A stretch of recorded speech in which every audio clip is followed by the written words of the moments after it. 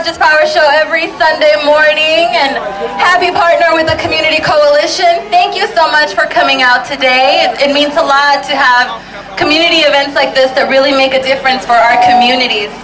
I am honored to be with you here today commemorating 20 years after the events of April 29th, 1992, the LA riots, the civil unrest, the uprising, whatever it is that you call them. It's been 20 years, and now we're here commemorating and really asking the question, where are we as a community? I'm going to share a quick story. I was 11 years old when the riots happened, and I grew up in East LA, which is a predominantly Latino immigrant community. I had never been to South Central. It was like this far mythical place. And it wasn't until I got to high school that I actually got to meet other kids that were getting bused into Roosevelt High School from South Central. And I remember that was the year that Montel Jordan had that song that went, this is how we do it, South Central does it like nobody does, right? And I was like, man, I want to go to a party in South Central. And I did for the first time ever in my life, and that was the first time that I came down to this neighborhood, because growing up in East LA, like, you know, it was just very different communities. And I realized that we actually do have a lot of the same issues affecting us in East LA that are affecting us here in South LA. So I'm really honored to be here for this event. So thank you for having us here. I want to bring up our first speaker, somebody that you all know very well. Aurea Montes Rodriguez is a native to South LA and is the Vice President of the Community Coalition. So please help me bring her up to the stage. Thank you. Thank you, Wendy. And so Wendy's first experience was visiting South LA for a party. My first experience with the East Side was getting bused outside of South LA, or from South LA to Roosevelt High on the East Side. And that was a culture change, or shock.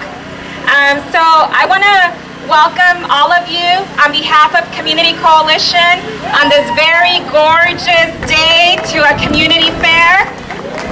And I want to start by talking a little bit about why we decided to do a community fair to commemorate the 20 years after the 1992 civil unrest. So 20 years ago, our community was on fire. Our community was burning to the ground because residents were outraged. We were fed up with the regular assault by the LAPD, the daily misconduct and aggression towards our youth, towards our families, towards our community. Our communities were outraged by the injustice of the legal system. We were fed up with the policies that led to massive disinvestment, with over 70,000 jobs, leaving our communities overseas, leaving us jobless, and with no opportunities. People were frustrated, people were angry, and we had nowhere to turn to. We turned on our community. Ultimately, it impacted us. Community Coalition was a young organization in those days. They had just started in 1990 to create an outlet so community residents could get involved in taking the fight, or in fighting to address the drug abuse, the violence, and just the state of hopelessness that we felt. But the work of Community Coalition, along with the work of few churches and community organizations, was not enough. The 1992 riots were a turning point. They were an urgent cry to our city, an urgent cry of action to our city, to our country, and to all of us who live in this community. There were all sorts of people who came to South LA. Elected officials from the national level, the business community, and they had lots of great ideas, and they made many promises to our community, but we knew better. The leaders of South LA, the people working in community-based organizations knew that we had to take action. And we've made significant progress. We don't have Police Chief Daryl Gates heading up the LAPD with his military police force. We have a more diverse police department. And even if we have problems, at least I can tell you that my back doesn't start sweating, my stomach does not, when I see a cop coming near either us or other people on our block. At least I know that we can engage them about those problems. We also have 150 fewer problem liquor stores in our community. We get to enjoy a greater sense of public safety. We've dealt with major racial divides in our community. And all of that has happened because of all of you who are here today.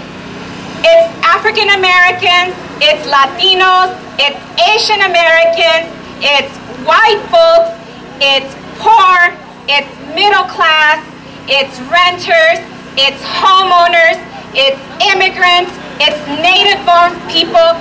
All of us need to give ourselves credit for the progress that we have made in South LA. And I'm not naive. We still have a lot of unfinished business. We just came from the Take Our Land action. We still have a lot of work. It's not an accident that we're on an empty lot, that one of the local nonprofits is gonna invest in after 20 years to bring us a park, so that in a year, when we come back together, we get to enjoy grass, not all of this dirt that we're having to walk through. We get to enjoy tables and areas where we can sit on and talk and feel like we have a strong community. But we still have too many vacant lots. There's still too little economic investment. There are far too few jobs for our families and for our community, and we still experience crime and violence. So today, while we have all of these amazing organizations that are helping to strengthen the safety net in our community, I ask you to stop by each of the booths, find out what the organizations are doing in our community, how you can benefit, how your families can benefit, how your neighbors can benefit, and also how you can get involved in helping us to reach greater scale. So I ask all of you to have a great time, talk to all the folks around you, and also make a commitment to continue to work with us to continue to build our community or rebuild our community. Thank you.